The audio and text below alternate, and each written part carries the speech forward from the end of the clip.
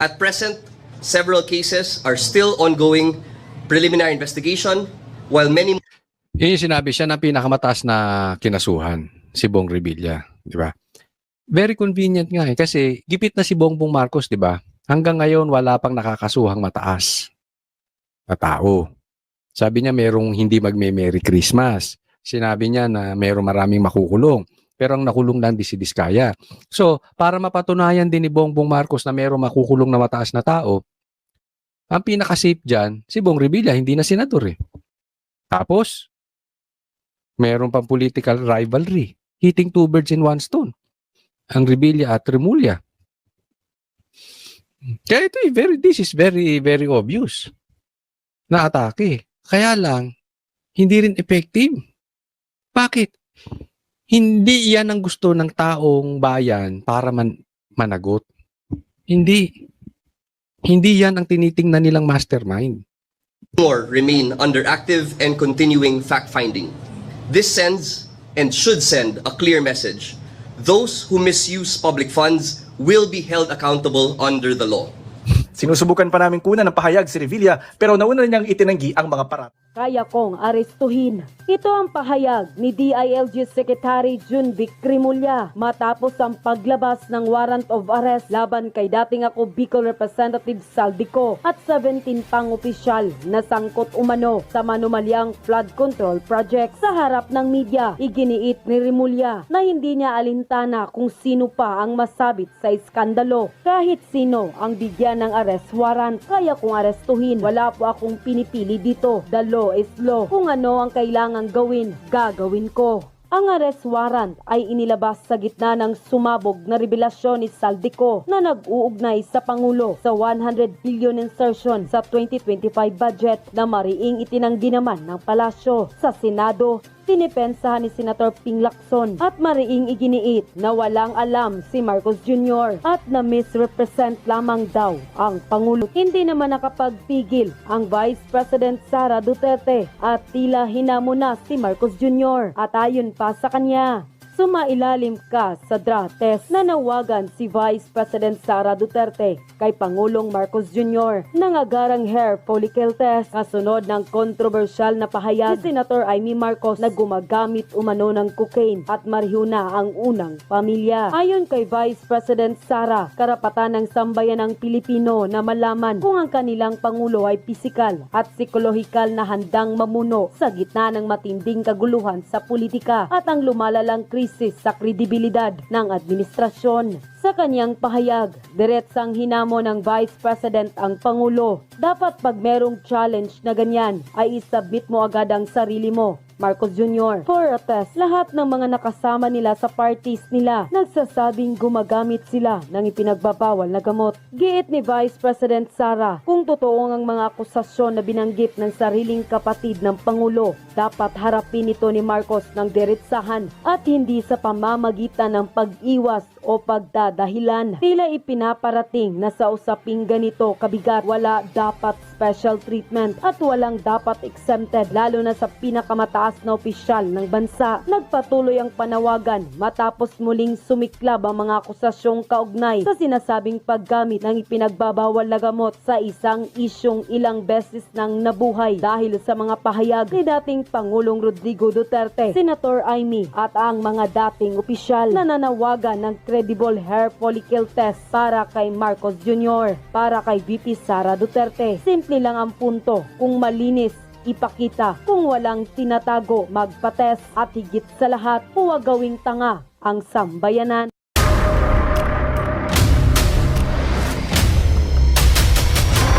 Bago tayo mag-umpisa, baka pwede nyong i-like ang video na to. Malaking bagay ang like sa aming mga content creators. Maraming salamat po.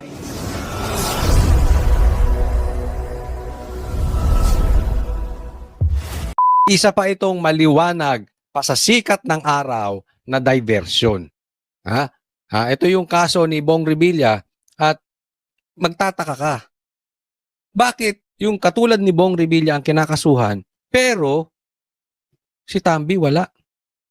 Bakit yung dating senador, ang naging problema, karamihan, nandiyan dyan sa Congress, mga congressman? Sige, pag-uusapan natin yan. Sa pagdinig ng Senate Blue Ribbon Committee nitong Nobyembre, ikinuwento ni dating DPWH Undersecretary Roberto Bernardo na isa si dating Senador Bong Revilla sa mga kumubra umano sa mga proyekto ng DPWH. Si Bernardo nga Eto si Bernardo, wala rin to. Alam mo, magtataka ka, bakit bigla na lang state witness? Di ba? Ganyan ang plano sa kanila. Tapos, eto ay nagsoli ng pera. Doon pa lang sa pagsoli mo ng pera, guilty ka na eh. Ibig sabihin, nagnakaw ka. Ang masama nito, ang isinoli niyang pera, barya. So ikaw na yung magnanakaw, ikaw na yung umamin ng magnanakaw, ikaw pa yung magiging state witness, tapos ikaw pa yung paniniwalaan, tapos ikaw ligtas. Tapos, anong sense ng sinasabi nito? Ang itinuro niya si Bong Revilla lang. Asa na si Tambaluslos, si Martin Romualdez. Ito po yung timing na timing tong pagkaso kay Bong Revilla eh. Timing na timing kasi sa Blue Ribbon magsisimula sa Lunes at itinuturo na si Tambaluslos, si Martin Romualdez. Matutumbok na yung mga amo nila. Pagkatapos si Romualdez ang ituturo, si Bongbong Marcos na. Pero ito, hindi niya tinuro si Romualdez. So, ito'y maliwanag pa sa sikat ng araw, idadivert na naman. Siyempre, gwapo, artista, galing sa artistang pamilya. At easy way out, si Bong Revilla. Dahil dati na may kaso.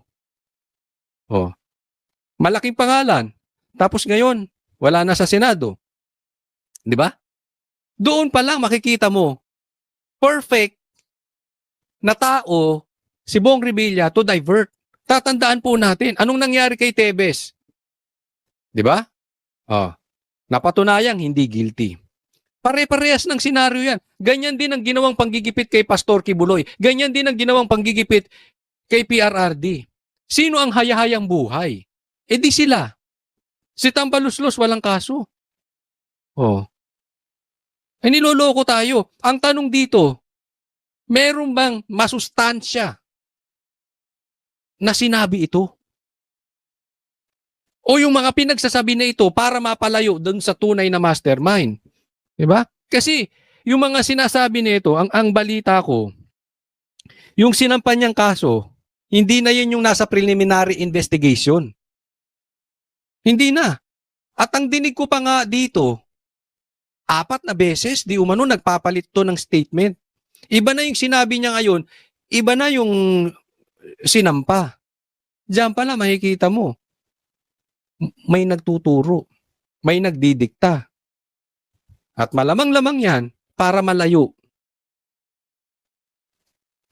doon sa tunay na mastermind. araw mismo ang nag-deliver ng cash kay Revilla sa bahay nito, 125 million pesos. Sana naman lang may picture ka, 'di ba? Meron kang mga hindi puro hearsay lang, hindi puro sat-sat lang. Noong 2024 at 250 million pesos noong kampanya sa eleksyon 2025. After receipt of the 25% commitment, which were packed in 6 cardboard boxes, each containing at least 20 million, and 1 paper bag containing 5 million, I called up Senator Revilla to inform him the same is ready to be turned over to him. While the boxes were being unloaded, Senator Revilla and I talked for about 20 to 25 minutes. I asked him, Sen, bakit hindi ka nakakampanya? Senator Bong replied, okay naman pare, maganda results ng survey. Relax muna. Ngayong araw, kinasuhan ng ombudsman sa Sandigan Bayan si Revilla kaugnay ng 92.8 million pesos na ghost project sa Pandibulacan. Kapwa niya Kinasuhan sa ombudsman. Ulit balik natin dito kasi ito bata to ng ombudsman. Bata ito nito to si Utoy. Bata ito ni Boying. Kinasuhan sa ombudsman dati. Ito yung spokesperson niya sa DOJ. No? Alam naman natin, nasa survey, panalo to si Bong Revilla. Di ba? Nadikit lang ang pangalan nitong Bong Revilla sa mga Duterte. Ang napagkakadinig ko, hindi pumirma yung anak niya for the impeachment ni Sara. So, na-identify. Ito nga, ipinalit, ang nadinig natin dito, ipinalit doon sa, wala naman sa survey, pero ipinanalo. Naalala nyo, mayroong mga kakampwet dyan na nanalo, pero talo naman talaga. Wala sa survey, biglang nanalo. Duda pa nga ako eh. Ito'y aking opinion lang ha. Hindi talaga, panghuling pumasok si Amy, hindi dapat si Amy yung panalo doon. Si Bong Revilla dapat.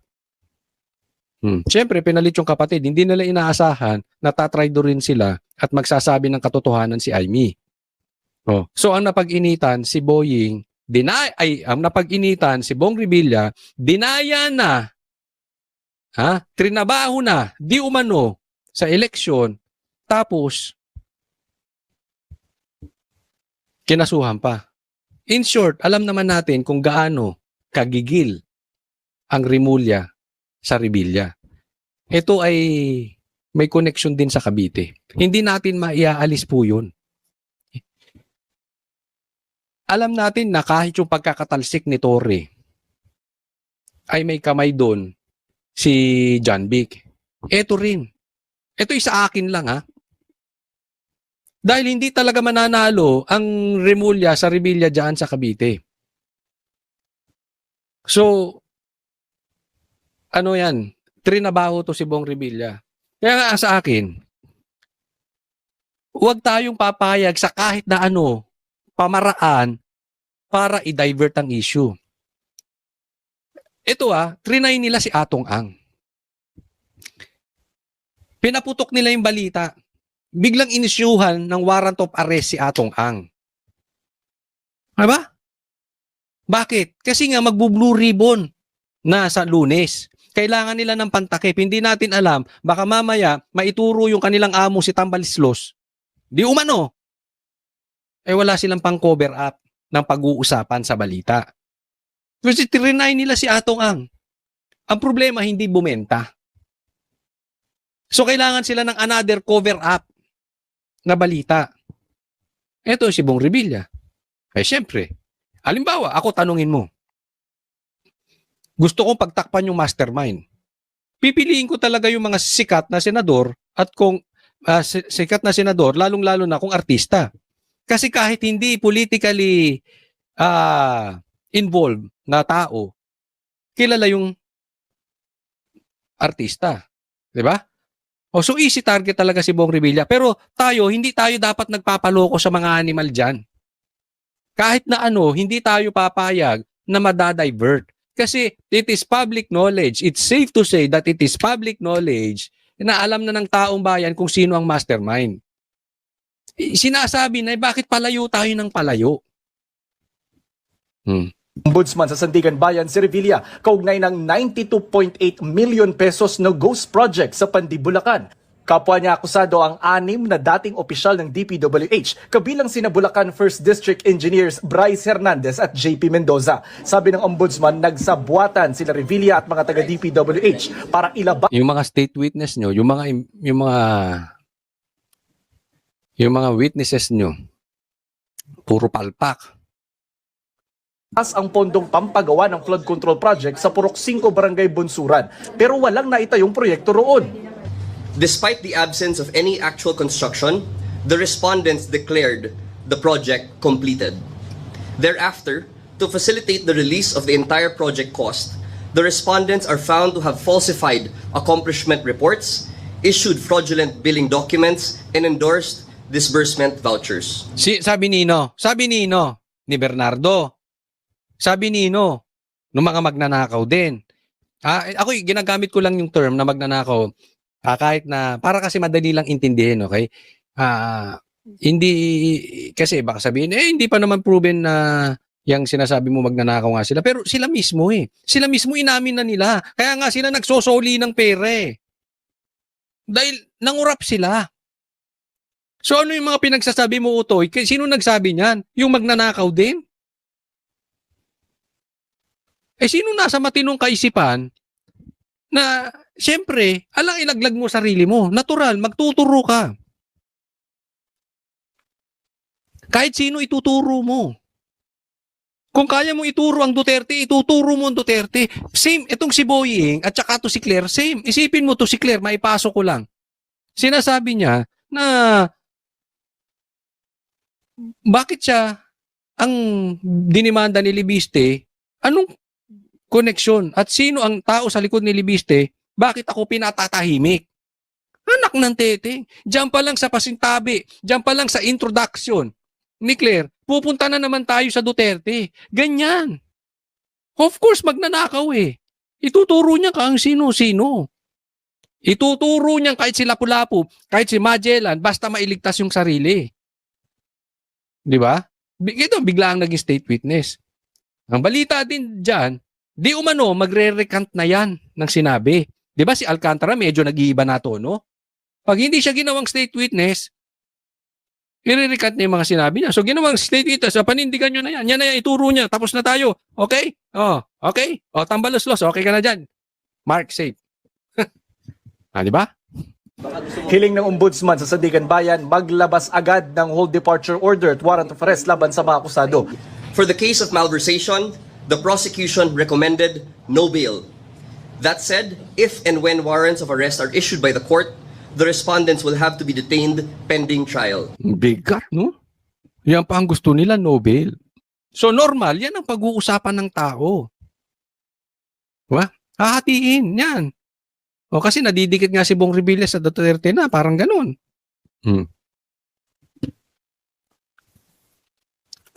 Ang lupit.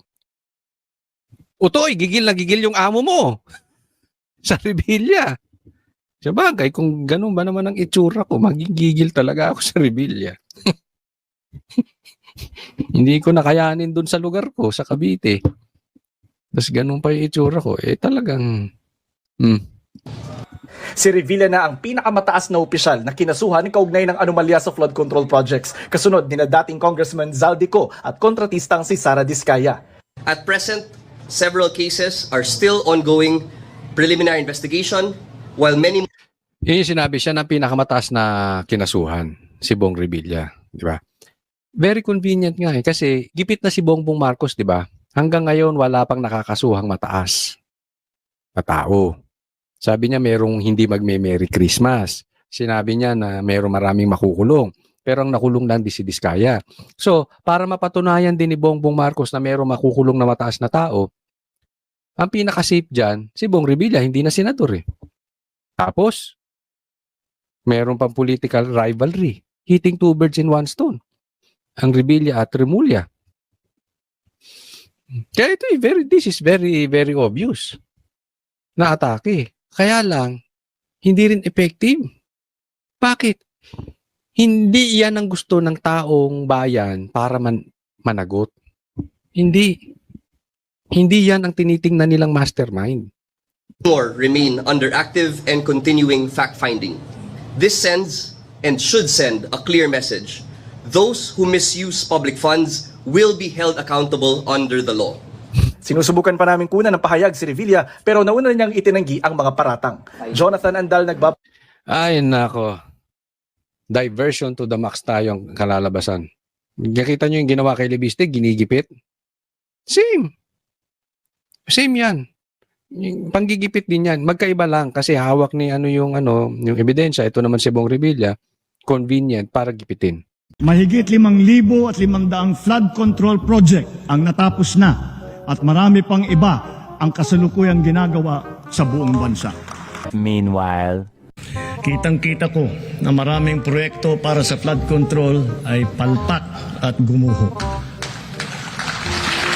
At yung iba, guni-guni lang. Mahiya naman kayo! Sinungaling! Napakasinungaling mo talaga. Biruin mo, pinaniwala mo sila na may 5,500 flood control project na tapos na. Tapos ngayon bigla mong babawiin, guni-guni lang pala. Kaya kung merong dapat mahiya dito, ikaw yung dapat mahiya. Alam mo kung mambola ka, parang kausap mo batang musmus. Hoy, yung pambobola mo sa tao, gasgas na, matagal ng laos. Yung imbestigahan mo, yung flood control nyo sa Ilocos. Bukod sa mga sirana, hindi pa tapos. Tapos konektado din sa mga Diskaya yung mga flood control nyo sa Ilocos. Sa kapal ng mukha nyo, mahihiya yung pader ng Intramuros. Maging sa Ilocos Norte na mismong probinsya ni Pangulong Bongbong Marcos, may mga flood control project ang mga kumpanyang konektado sa mag-asawang Diskaya. Ang ilan, sira ng ating puntahan kahit wala pang isang taon. Ama naming Diyos na makapangyarihan sa lahat, salamat po sa iyong pagmamahal na hindi nagmamaliw. Sa gitna ng kaguluhan sa aming bansa, turuan niyo po kaming magtiwala sa iyong hustisya at hindi sa hustisya ng tao. Linisin niyo po ang aming mga puso at ituro niyo po ang tamang daan ng katotohanan at pag-ibig. Tulungan niyo po kaming maging ilaw sa gitna ng dilim at ipakita sa mundo na may pag-asa pa sa pangalan ng aming Panginoon Hesus. Salamat po sa pag-ibig po ninyo at salamat sa pagdinig ng aming mga panalangin at iligtas niyo po kami. Sa pangalawa po niyong pagparito at patawarin po kami sa lahat ng aming mga pagkukulang at pagkakasala sapagkat ito po ang aming samutiling sa matamis na pangalan ng aming Panginoon Hesus. Amen. Sa lumang silid, mag-isa kang tahimik. Walang kamera, palakpak ay wala na. Ngunit sa bawat pader ng bayang iniwan mo, may pangalan mong di na mabubura.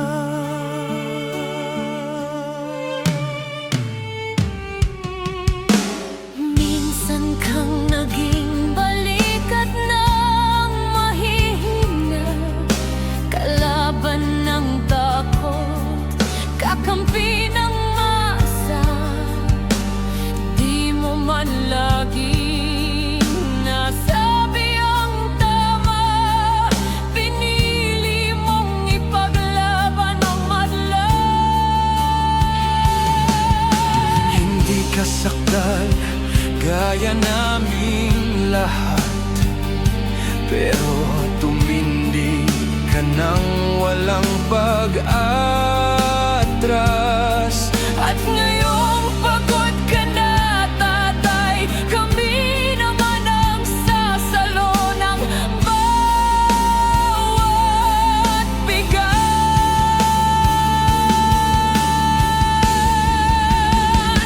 Hanggang sa dulo, ikaw ay mahal. Kahit papagod na ang iyong katawan, tatay, salamat sa iyong paglaban. Ngayon, kami naman hanggang sa dulo. Di ka namin iiwan. Ang kwento mo'y dala ng bayan.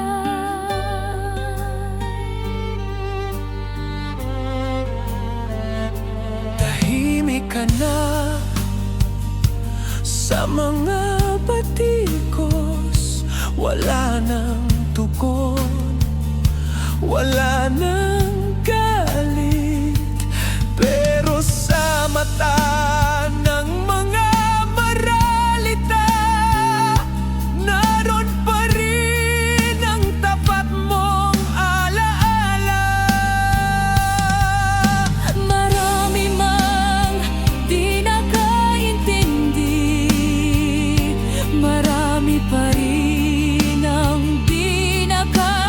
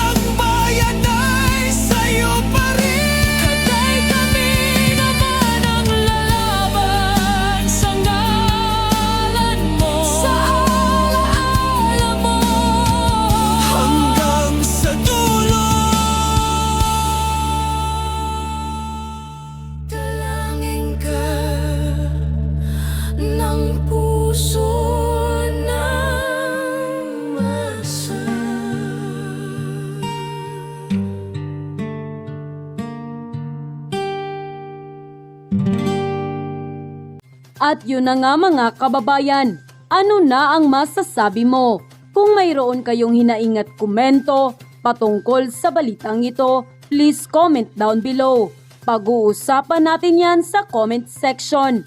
At kung nagustuhan nyo ang video, ay huwag kalimutang mag-like at i-share na din para mas marami pang makaalam at umabot ito sa marami sa ating mga kababayan. Maraming salamat po. Mabuti pa ang sardinas, may label. Tayo, wala. Oo nga pala. Nay, ito na yung bayad ko sa isa, ano? O, kunin mo yung isa. Isa muna, iyan, no? Tapos, isa pa, di ba? 4 dapat na sardinas, eh. Yan. 3 na. Pang-4 na sardinas. Okay na.